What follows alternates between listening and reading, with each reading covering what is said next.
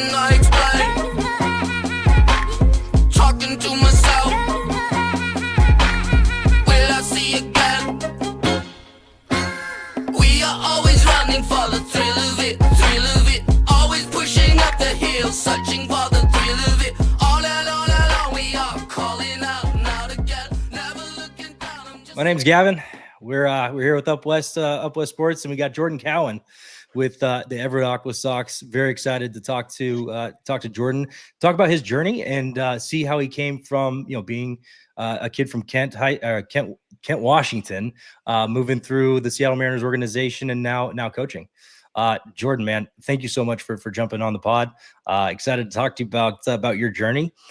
Your first question, can you talk about your journey from Kentlake High School, getting drafted, playing for the Seattle Mariners? Can you talk a little bit about how that came to be and what your journey looked like a little bit? Yeah. First off, thanks for having me, Gavin. It's crazy. I was very, very undersized growing up. I was a little guy. And I would call it like right place, right time, honestly. And, I have a lot of buddies, and anyone that's been in this game long enough will know, there's a lot of hard work, but there's a lot of guys that work their butts off. And thankfully, that parents are very supportive and put me in situations to be recruited, to be looked at. Went to Kent Lake, graduated from there in 2013. I was playing with the Seattle Stars, which was like the travel ball team there. Ended up getting introduced to the scout that ended up drafting me. His name was Joe Ross. And he actually was kind of helping me through the scouting process of like college at the time and where I was trying to decide to go and all that kind of stuff. And at the time, I don't think they still have it, but there was a Mariner scout team and performed at the right time. And, fast forward to high school ball, obviously we know of Reese. He was very highly scouted during that time, being like the first rounder that he ended up being. And long story short, like I said, I think I ended up breaking my thumb. So I missed actually most of my senior season, but my first game back was when we were playing Kentwood. And so, of course, he has all 30 scouts there watching him play. And first at bat, double. So I really think that helped at least get my name on the map. Was able to be invited to a couple, scout days and stuff, and did well enough to where, wasn't a high pick, but ended up getting my name called, and it was something I ended up wanting to do. Opportunity, man. That's all you need. Opportunity. That's it. You mentioned Joe Ross. I think he had a son named Alex, right? Yep. Alex and I played on Chafee together. I figured that was his dad. Yeah. Because he used to be a coach at UW, I believe. Yes, he was. Yeah, for a long great. time. Yeah, I do remember. I forgot his first name was Joe, but yeah, Alex was awesome. We were on Chafee together, so that was small circles. Seattle Stars. I'm assuming they're still a phenomenal powerhouse. They've always been since I was like 12 years old. They've just always ran Seattle. But getting drafted by the Seattle Mariners, were the Mariners your team growing up? Did you have another team, or was that like, hey, this is the dream, let's go? Yeah, no, I mean, obviously being drafted, I didn't care, right? The dream was to be in professional baseball and eventually be in the big leagues. My favorite team, though, growing up, absolutely was Seattle Mariners. Everyone remembers the 2001 Seattle Mariners. That's like the first, I was 6 or 7, so I was like starting to understand life in general. We had season tickets that year. We went to the All-Star game. And so from a young memory, that's some of the most impactful memories I have as a kid. And so being able to be drafted by your hometown team obviously has some influence. And honestly, a lot of it too was just,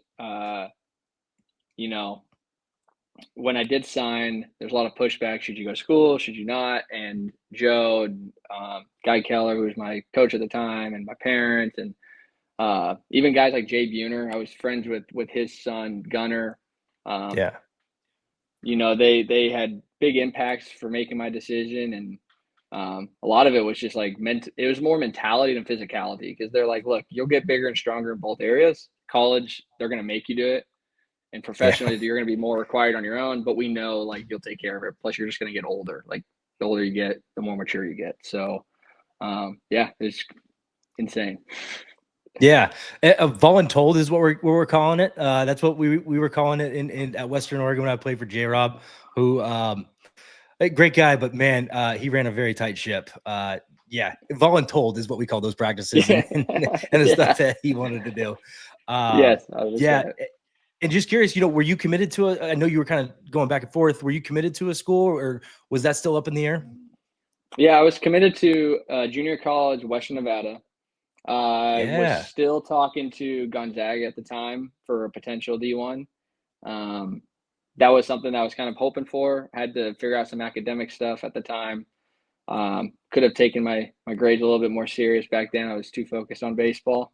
Luckily, it ended up, panning out. But Western Nevada is probably where I would have ended up, and it was awesome. that is actually a really small world. I had no idea that you were committed to Western Nevada. I was actually committed to Western Nevada before Western Oregon came in. Oh, no They have way. yeah, right. That's a small world. Yeah. Yeah, I went down there for a visit. I had a couple friends that played for the Timberjacks, Buzz. There was one other guy on Chafee at the time that were already there. I had a couple guys that were ahead of me that I played against. Jay Skilton, who was at Stadium High School. Kevin Myers, who was also at Stadium High School when they were actually good. And then, yeah, I went down there, and they're huge crossover between Washington and Western Nevada. Yeah. Also, RIP to that program, as well I as this know. program, Green River. um, Yes. but yeah, I can't. Hopefully they make a comeback, because that was sweet field. I really enjoyed doing the hike at Mount Rose when I went down there for a visit. Yeah, well, that's awesome, man. So Gonzaga was still kind of on the table, but Western Nevada was pretty much it. Yeah. Yeah. Gonzaga was on the table. You never know, right? You're Yeah, talking and stuff. There's never official offer. I still had to take like ACTs and stuff like that. Western Nevada yeah, was the for sure sign, and that's probably where I was leaning towards. yeah. And I had a lot of influence there. Taylor Smart. I don't know if you remember that name. He's a little older than Oh, us. Smarty. He was, Yeah, yeah, he ended up actually being my realtor recently. Shout out to him, man. He's yeah, awesome. yeah, But Dave, his dad, obviously a huge influence in my baseball career at a young age. And Taylor went there. And so that's how I kind of got connected there. I wanted to leave the state of Washington. same. Um, Not because, I didn't want to be there. It's just I wanted to be in better weather, even though I know Nevada's cold in April and May, but I know Especially Reno. eventually it shifted to eventually Yeah, it shifted to nice warm weather. So fell in love with, kind of similar to you, man. The mountains there, the mountains in the background it was amazing. It was yeah, disappointing to hear that their program got shut down, especially for how good they were year in and year out. But yeah. hopefully they end up making a comeback. Yeah, I'm really rooting for them to make a comeback. The two coaches that I met with, shoot, I'm blanking on their names, but it was weird. The story that they had was both of their wives were sisters, so technically they were brothers-in-law. And that was the pitching coach and the head coach, and they were just phenomenal people. I'm hoping that they're doing something big nowadays wherever they're Yeah, at. 100%. Yeah, that's a small world. And yeah, Smarty was on Chafee for 1 year, and I think he went to Taylor for his senior year. Yep. And he was with all those guys. But Oh yeah. yeah, Smarty's awesome. Whole family. Dave is actually one of the guys that Dave and Ryan were both one of the guys that gave me a job with Rock Creek, and also Wayne House. He was my pitching coach way back Oh in the yeah. day. Talk about another guy that doesn't take BS. Absolutely Love not. those guys. Yeah. Yeah, they're awesome. I Uh, usually see him when my dad, or not my dad, my brother. This is when he wasn't at college anymore. He was living up in Pacific Northwest. They were awesome. They'd let us come in, hit at the facility, so it was always good to see like Wayne House and Ryan. Great dudes.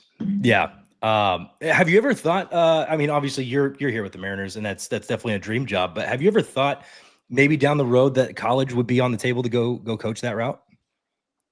Yeah, I think it's always an option. I'll say this, like having a family now, I've thought about it more. Yeah. Um, just for the sake of you're in one spot, one location. But man, I love professional baseball. I guess I've just gotten comfortable with the routine. You have an off season. So it's like you get, 3 to 4 months of be at home, take care of the family, travel if you want to travel, right? Everyone has their own routines in the off season. So both of them have pluses and negatives. I think it would just be, figuring out what those pros and cons list, what's the opportunity that comes about. But it's definitely, I would say, definitely on the table. You definitely would pick up the phone and hear what they'd have to say and all that kind of stuff. But yeah, we'll see what ends up happening. That's the other cool part is where you're at.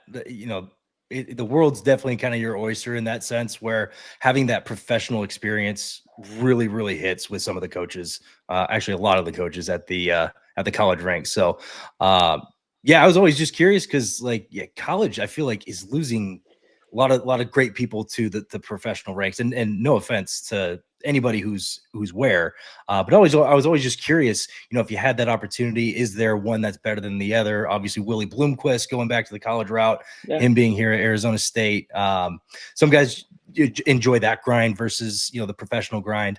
But yeah, there's pros and cons to both, and obviously, going back home and being in Everett, that's a huge pro for you and everything. 100%. And so I think too, yeah. Or I was like, and to what I feel like a lot of guys I've noticed, usually they're going back to the college programs that they bled, sweat, had tears in. I didn't have that college experience, so that's why it's hard for me to navigate.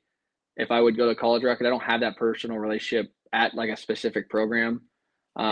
I guess the closest thing would be like a Washington State or a University of Washington, right? But that's what I've noticed. I feel like go Cougs. Go Cougs. Life definitely, go Cougs. And go Cougs. So I think that would be the only weird part of the transition is that part is there's really no I'd say easy connection in that aspect. Yeah, it is. And if you didn't go that route, it's hard to assimilate with maybe some of those people. But man, with your background, your experience, I know if you ever decided to go that route, you wouldn't have a problem translating or transitioning into that position at all.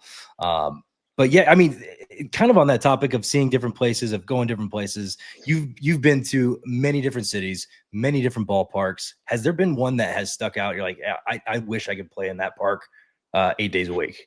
Has there ever been one that stuck out, or even a city that you're just like, man, I really love going to that city? Yeah, man, I was in the Texas League for a long time in my career. I felt like the last 4 or 5 years. So Tulsa always sticks out. Tulsa is always fun. It's a Dodgers affiliate. They always sell out there. It's a beautiful stadium, awesome town. You know what? Vancouver, Washington, where I'll be going at this year. A lot of people say it is one of the most electric crowd base in all of minor league baseball. They'll have 4,000 to 5,000, but it'll feel like 10 to 12. They pack it out every night. It's an old stadium. It's the original stadium when they first built it way back then. So I'm excited to see that, and that's one I've talked about for years on end, even when I was there in Short A. Those two probably stand out the most. There's probably a few others that are in the Texas League. Springfield was kind of fun too, college town, so they usually filled out pretty good. Got to play Yadier Molina there, so. Oh, there you go. When you get to play in front of a big crowd like that, you're gonna obviously have great memories of that stadium itself. Yeah, no, and on that topic of Vancouver, I'm a big advocate for having an MLB team either in Portland or Vancouver. My vote would be Vancouver for a couple different reasons. The first big one is I'm tired of seeing all the Blue Jays fans come to the Mariners games, but also having a rival that close, and also just a different giving Canada a second team, a West Coast team, I think would do wonders for Canada. And they have enough people that live in BC and Alberta that would travel, I think. But yeah, I'm a big advocate for putting a team there, because I was coaching for a collegiate team, the Highline Bears, which are now the Dub C Fish Sticks, I believe. We went up to play Victoria, and they packed it out, and it's incredible atmosphere. And I love the WHL, going to those games and seeing all those Canadian fans. To your point, Vancouver, they travel to the games well. And going through your career, did you have any best friends that you made along the way that you're still like, man, this guy's in my wedding, or, I still talk to him. We still hang out. Like anybody that you created lifelong friendships? For sure. Absolutely. I feel like in every team, every level, you meet new friendships that last forever. You maybe don't text every single day, but you stay through touch, over social media and stuff. A couple names. Donnie Walton is probably one big one, just because we went up the system together a bunch, played side by side for, I think it was like 3 years. Was there when he got, in the locker room when he got his debut, which was awesome to That's awesome. be a part of, and then also was able, because our season was over, to go to his debut and watch him play. So that was awesome. An awesome teammate. If you ask anyone that's played with Donnie, they say the same exact thing about him, and it's usually everyone's go-to favorite teammate. Evan White was a big one. Another great human being, great teammate. Still stay in touch with him a little bit. But yeah, I mean, there's a few just like that. You just stay through touch year in, year out, especially this time of the year when baseball starts back up. You see them all on the field again. And I'm getting older now, so it's crazy. Some of them are now turning to coaches, and, you still feel like we're still told we're young, but then there's these kids that are born in the 2000s, and they're, now calling me old, and I'm like, what do you mean, dude? What do you mean? I'm like 30, man. Yeah. So, come on. I'm still a kid right here. Yeah, 100%. Yeah, Donnie Walton, his dad was one of the coaches at Oklahoma State, I believe. Yeah, still is. I think. Hey, I think he's still. I think he's still there. I was really excited when the Mariners drafted him. I heard nothing but great things through the baseball community about Donnie Walton, and then Evan White. I'm even though he's no longer with the Mariners, I'm really hoping that he finds his groove and he comes back and he makes whatever comeback that he wants to make. Even if it is with the Angels, man, I've heard the same things is he's just a great human being. And it's sad it didn't work out with the Mariners, but man, I'm still pushing for him. Hopefully he gets back to it and finds whatever he needs to find. I did have a question though, because you were with Modesto last year. I've heard rumors about Michael Arroyo being like the funniest guy on the team. Like everybody gravitates to him. Is that true? Is he the team funny guy? Is he the guy that everybody just wants to be around? Oh yeah. Michael is definitely the class clown of the group. It's been good to see him again. He's hasn't changed one bit now that camp's kind of been starting up. He's awesome, man. He's a kid at heart. He's a baller. I mean, that dude, really good hitter. I've been around. I'm excited for his season coming up. But yeah, he is class clown for sure. He's hilarious. And I'll be honest, every I go through like trade rumors with my friends back and forth. Oh, who would you trade in this scenario? Every last time I leave Michael Arroyo out of it because I've heard nothing but great things. I'm like, no, Michael stays. We want that guy. Absolutely. Keep them all. Keep them all. I actually do. Our top 10, the top 10 in Seattle is ridiculous, and I hope sometimes business is business, but I hope they find a way to get all those guys to the top, because the future is definitely bright.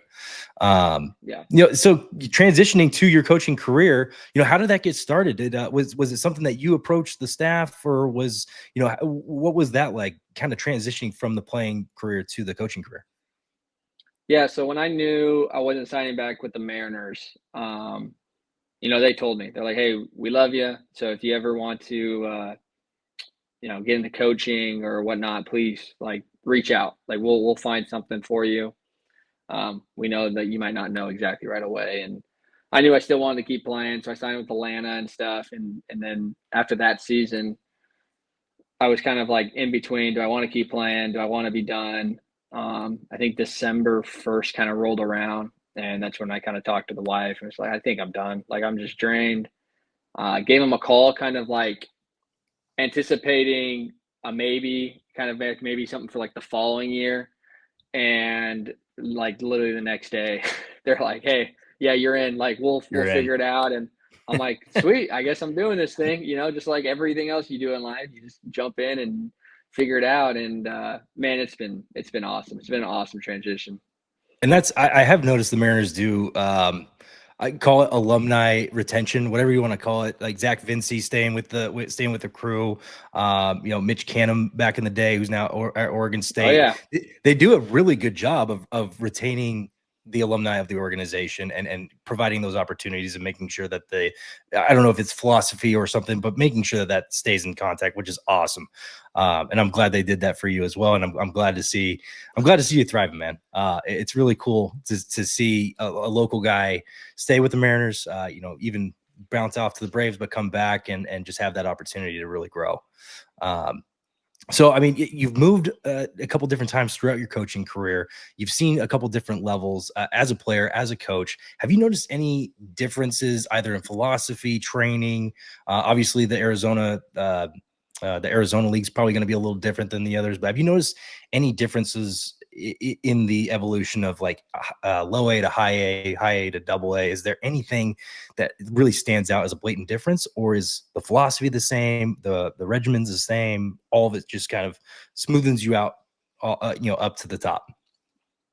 yeah. I mean, not to sound cliche, but I mean it's the same game. It really Yeah. is. The biggest difference is they're just more consistent, and that is way easier said than done. Obviously, every player that is Yeah. even in high school is trying to be more consistent. Um, I feel like the older they get, the more they realize what their strengths are, and like doubling down into their strengths, and then just sharpening their weaknesses. When you're young, sometimes you'll find guys. I want to say not trying to be someone they're not, because they can always turn into that player because again they're young, so they might end up gaining 20 pounds or adding extra velo or throwing harder. Um, but you just see them kind of shifting off their routine and stuff like that. So when it comes to like, I feel like consistency is the best word. Like their routines are more consistent the older they get, or the higher their level they get. Um, their consistency on the field, like the best quote I've ever heard is like my first year in pro ball from my rookie ball manager.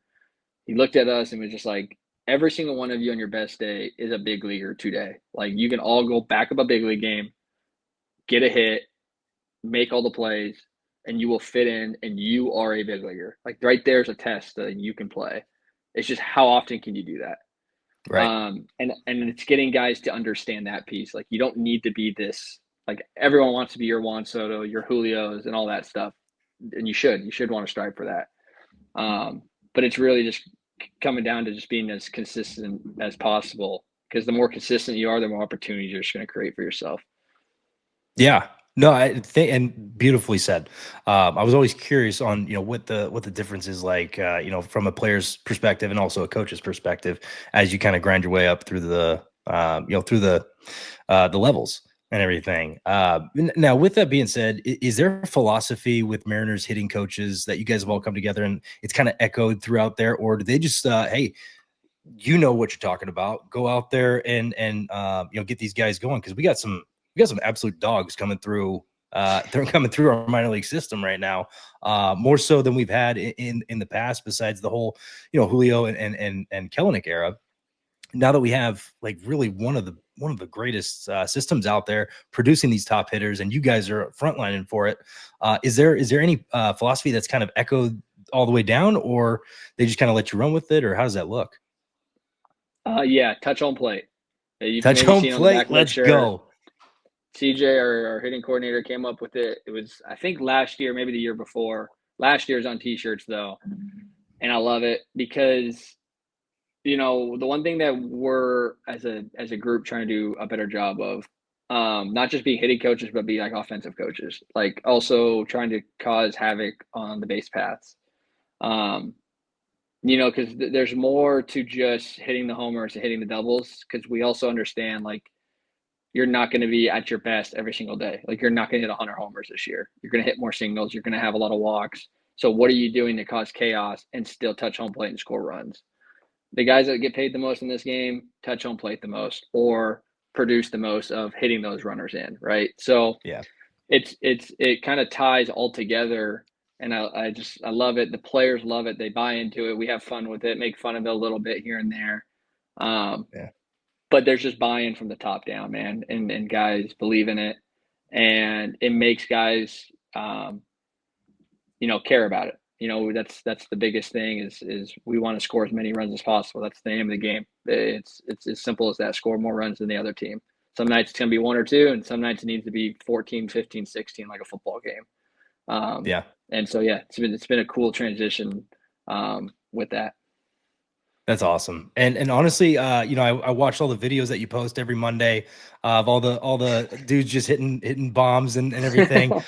Please keep those coming. I'm excited to see all those this upcoming year as well.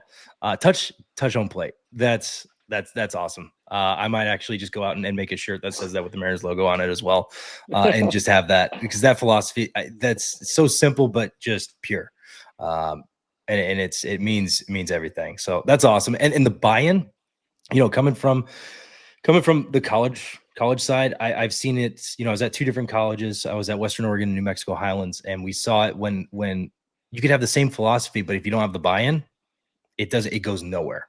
And building that leadership within the leadership, that's huge. Having the buy-in is huge. And so having guys like you that have that echo and just say, hey man, like, this is what we're doing, this is what we're about. And just seeing that just carry throughout all the guys, everybody's holding each other accountable at that point. It's kind of, the Vanderbilt effect is what I call it. Tim Corbin does an amazing job of, setting the standard to the point where his seniors just run with it and the freshmen buy in, and they understand real quick, this is how we do things here. That's awesome. And have you noticed, speaking of college and high school players, have you noticed any hurdles that college players may have to jump coming from, and not taken away from the team aspect, because in the minor leagues, it's still a team game, but at the same time, it's a little bit individualized where you're trying to grow your career, and you're moving from point A to point B. Have you noticed any hurdles that the college guys have had to jump versus maybe a high school player or, a kid from the Dominican or any other country? Mm-hmm. Yeah, those conversations get brought up all the time, right? And I feel like it's just because it's like the stereotype of what college guys will hear when they get into Pro Bowl, right? And that's because some orgs are different. I can't speak for really any other org. I've only been a part of 2, and one was for 1 year. Yeah. But the best way that, I've looked at it and also kind of been taught it, and it makes just so much sense.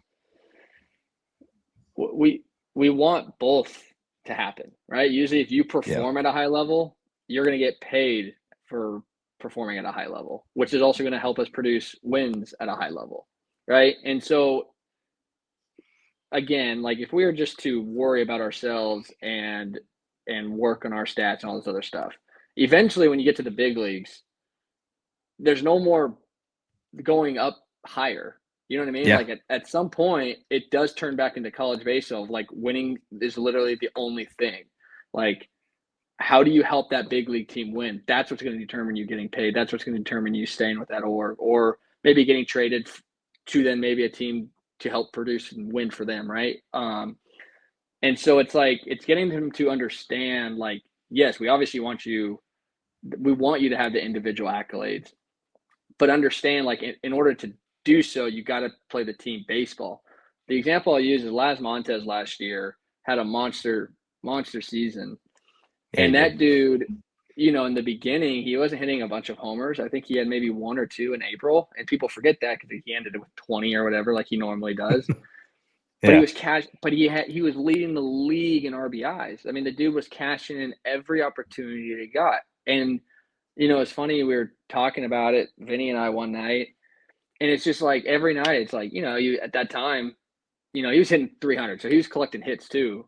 But it was like, 1 for 3, and maybe that one was like a single, like a 2-strike single that he like battled and like got the run in, right? So it's like, over a course of the season, man, that stuff adds up to where it salvaged him up to the point where he finally got hot, and that's where he hit that 7 or whatever in like a week span or 2-week span, and it's like, okay, he's back on track. Where some guys, if they get lost and lose that team aspect, and it's like the individual accolades and why am I not hitting the homers, then you're just constantly chasing all year long, and that's where I feel like guys' numbers seem to drop. I know that from experience. Like, I've been in those shoes. We've all been in those shoes if you played baseball. I don't care what level it has been. When you're more focused on helping your teammate, moving the runner, getting that runner in. How can I get on base? It takes less pressure off yourself, and usually that's when the best version of yourself comes out. And if you're not, we're going to fix it too, because like we want you to be paid. We want you to make millions. Why would I not want that to happen? So it's getting them to understand that too, right? It's having those conversations like, dude, we're not hiding from that. Like, this isn't just about us winning. Like, it is, but it's also like getting you as much money as possible too. Yeah. Yeah. It's selfishly, unselfishly, however you put it, like we all win if you win. Yeah. So that's awesome. It's cool that, like, going back to the buy-in, it really does come down to, can you buy in? It's buy-in on the field, buy-in off the field, buy-in everywhere you go. So yeah, that's huge and good to hear that it's not really, it's individualized, but it's not that individualized. It's really does come down to being a team game, because the better this team does, the better you can do, the better, the higher you can go, and we all get paid, and you get paid the most. With that being said, I do have to ask, now that you've been a coach for a little bit now, what's your most proud moment as being a coach? Man, I don't really have like one moment where I've been like, that's awesome. I guess that would be like maybe someone I've been with for years to come, and then they make it to the big leagues. That would be, and we had like a connection like that. I would say every kid that I've had so far that I had, like, especially like last year, had some connections with, that saw some rock bottoms, and seeing them like just never give up and then climb themselves out of the hole, and being able to just kind of be their caddy and get them back on track. That every single night, because man, especially as a hitting coach, we joke about this. It's the toughest job in the world, because it don't matter how good the team is hitting, there's still going to be a guy or two struggling. Like, that's just baseball. Yeah. Baseball is one of the hardest sports to play. And so you're constantly, there's someone that needs, I don't want to say fixing, but just getting back on track, and sometimes Yeah. it's just riding the wave because you're just hitting the ball hard, just right at guys.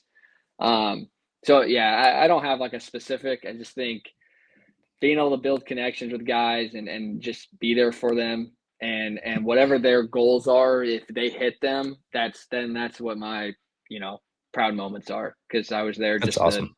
to guide them. Yeah.